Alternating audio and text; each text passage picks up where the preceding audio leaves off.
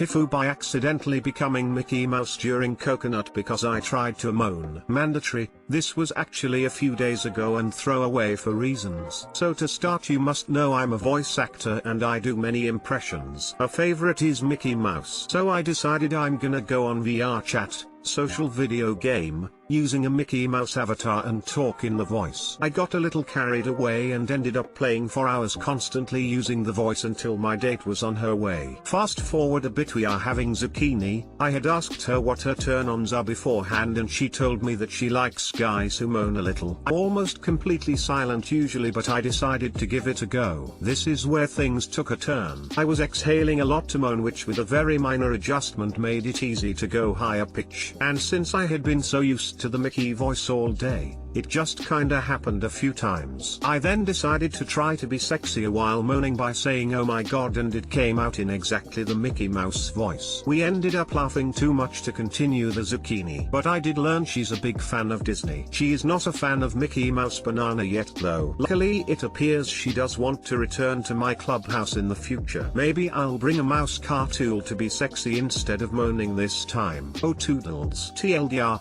voice actor used Mickey Mouse voice all day, tried to be sexy and moan later that day, but it came out as Mickey Mouse, which ruined the banana. Edit, this was a Tinder hookup pretty much solely for cheesecake, so that's where the cheesecake up part is, though it's a mild cheesecake up for sure. Edit 2, I can't post links, but if you wanna hear a crappy recreation of it, check my profile.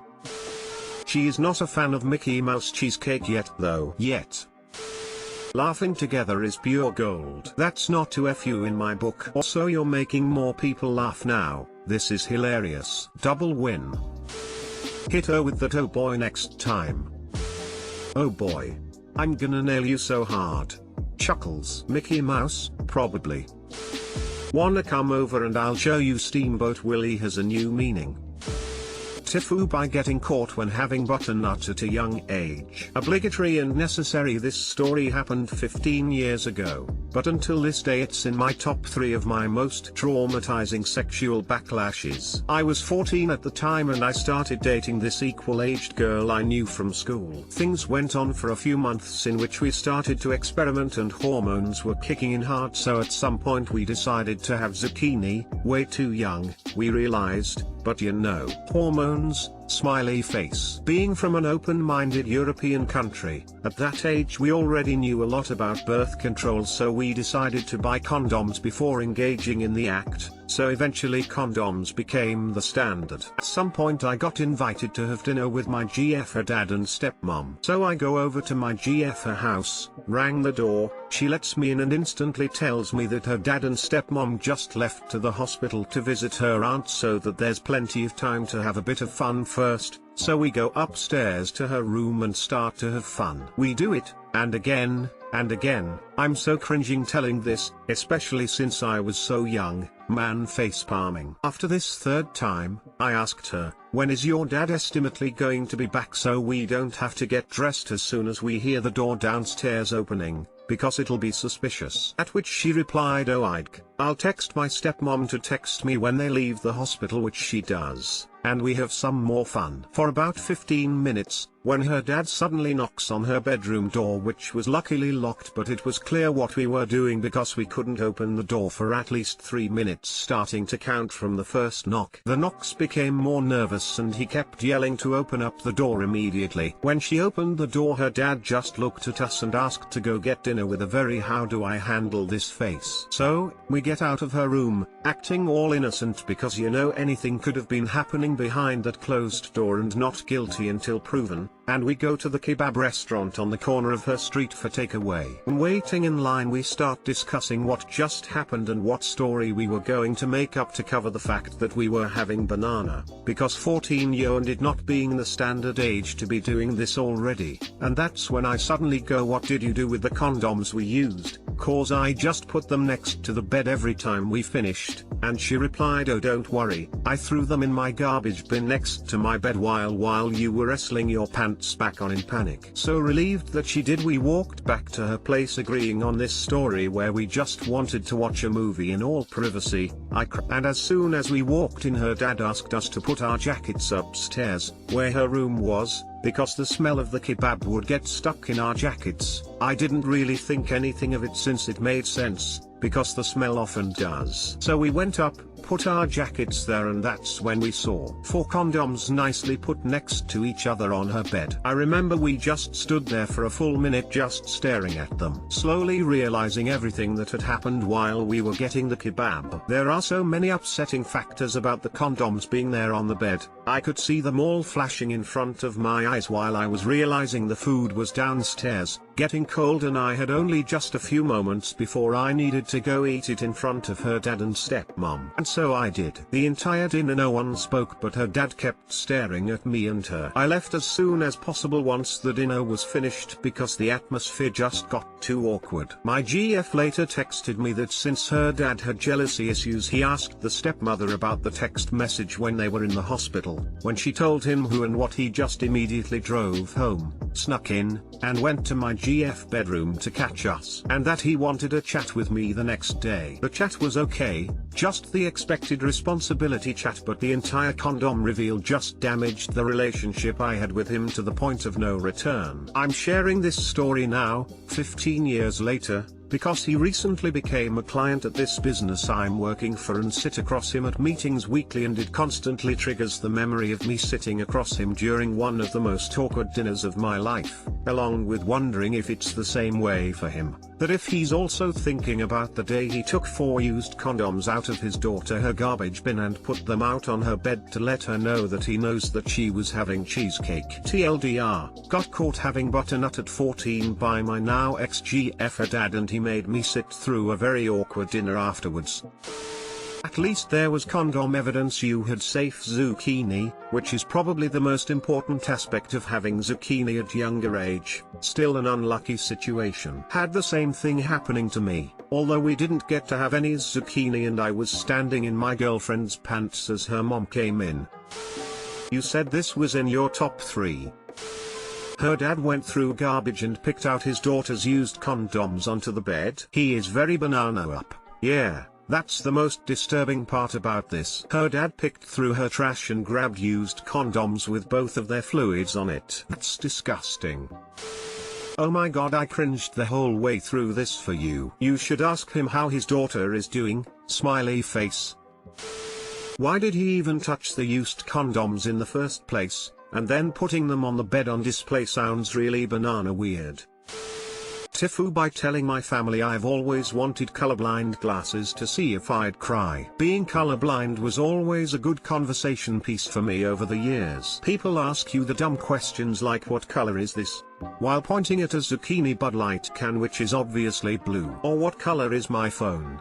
Which is a black coconut iPhone. I could tell you that if I was blind. So obviously people that can see colors normally have a hard time grasping the concept, which I totally understand. In the past few years I've been dating my girlfriend, and she always found an interest in my color deficiency. As much as I try to explain it, I don't think she or others ever really get what it is. I honestly don't get what it is. It's actually a good conversation starter when we meet new people, so it has come up a lot over the years. Fast forward to last month. My aunt was in town. We had a family gathering. My aunt, whose son is also colorblind, asked me to take a colorblind test on her phone because she wanted to look into getting ink chromas for her son as a Christmas gift and wanted to get my opinion on the glasses. We all are a few drinks deep at this point, and I have low-key over the years told my family that I always wondered if they actually make you cry, because I've seen all of the videos like you probably have also seen. I thought nothing of it and sped through the colorblind test she just googled. I have mild proton colorblindness according to this test. My girlfriend made a big deal out of my gift this year like it would blow me away. She's super creative and I'm a butternut dunce at times, so I honestly didn't put it together. She even put it in a huge box to make it more confusing. Come Christmas Day she said I have to save it for last. I am a 26-year-old child that always asks for gadgets and electronics. My mom never fails and got me a banana drone and telescope last year. Love you mom. I thought this year I was getting a professional telescope as the box was big as coconut. The only hint I got was I would probably cry. So it's Christmas Day. We had my family and my girlfriend's family all together, and I was specifically told to wait to open my gift last. I finally get to my big gift and I'm more than anxious to see what it is. I get down to the little box and there it is. CX3SP Chroma sunglasses. I am not only being watched by about 10 people,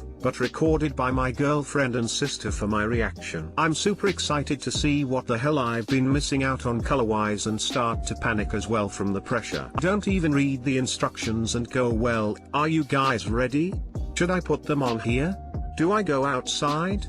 What do I do? I can feel everyone just wanting me to put them on, so I go for it. I close my eyes, put on the glasses, and wait to be amazed. As I open my eyes with the sunglasses on, I look around the room. It was like wearing sunglasses with a pink hue indoors. I awkwardly look around the room and say, so this is what you guys see? I see nothing but a pink overload. No crying. No nothing. Just awkward staring for what felt like forever. I could feel the disappointment. How could Chroma advertise something that you'd think would be so beautiful, and here I am looking like a banana in front of my loved ones waiting for me to break down in tears and thank them endlessly. I felt nothing but embarrassment and confusion. Everyone pretty much acted like it didn't happen after 30 seconds of me looking around confused indoors with butternut sunglasses on. After all of that, I look at the instructions and it says to put them on outside and wear them for up to 10 minutes to adjust to it. For best results, wear them for 10 hours a day for the next 2 weeks. I went outside and looked around, just trying to make them feel like I appreciated the kind gift. I've worn them the past 2 days and I kind of get it, I guess, but what the hell does Chroma think they're selling? I feel like they just make colors look like an Instagram filter. I probably rambled way too much here, but I wanted to give you my full experience of a product that is $400 and claims to blow your mind. I feel like it takes advantage of those who just want to see what everyone else sees. Maybe I am being too negative, I don't know. I just felt like the hype for these are not what you'd think. TLDR. Got Chroma colorblind sunglasses as a gift and it ended up making me look like an zucchini. No tears, no mind blowing. Edit, 2020 Vision Award, very funny. I have 2 pair of Chroma glasses. I like wearing them. I am a strong Newton. I like the color pop from them. Honestly, sounds like you should retake the test to ensure the right kind were bought. There is a 60-day return. I like my glasses, but they are not tear-inducing. I feel like the crying reaction videos are overblown and set people up for disappointment. Take the test, and be patient and intentional in doing so. Then take it again wearing the glasses and see if it makes a difference in the result. For me, it moves me from strong Newton to weak Newton. Same for me. A very strong Newton. I never came close to feeling like shedding a tear, but when I drove up to a stop sign and saw the red pop out at me like it had some magical light behind it, I did feel a little excited and couldn't wait for the next stop sign. Also pine trees. Holy zucchini, are they green now? My dad had a rare version of colorblindness where he only saw in shades of gray. Like he couldn't tell if a movie was in color or in black and white, it was all the same to him. And he could figure out the color of most things by their shades. Some were harder than others, like dark blues and purples look similar, or red and oranges depending on the shade. He could never replay Candyland and hated doing puzzles. One year he bought us kids those light defragmenting glasses that you get for fireworks, which shows little lines of rainbow around white lights. He tried them on and was able to see that line of color, and he was really overwhelmed. Maybe not crying exactly, but he couldn't wrap his mind around seeing a whole world in those colors every day. He never used them again because it made him too sad. I'm sorry the glasses didn't work for you. I'm sure THST was awfully disappointing. From the creators of 50 Shades of Grey series comes the highly anticipated spin-off, Only Shades of Grey.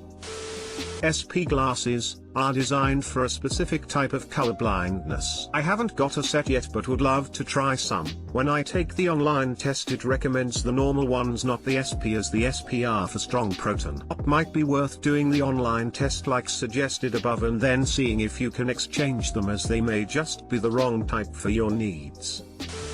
I got a pair of Inchromas about 2 years ago. I didn't expect to have my mind blown, but that's exactly what happened. I couldn't believe that things that I knew were cheesecake brown were actually vibrant red. I think the phrase life-changing is overused a lot, but it was really a life-changing event. Best $400 ever spent emo.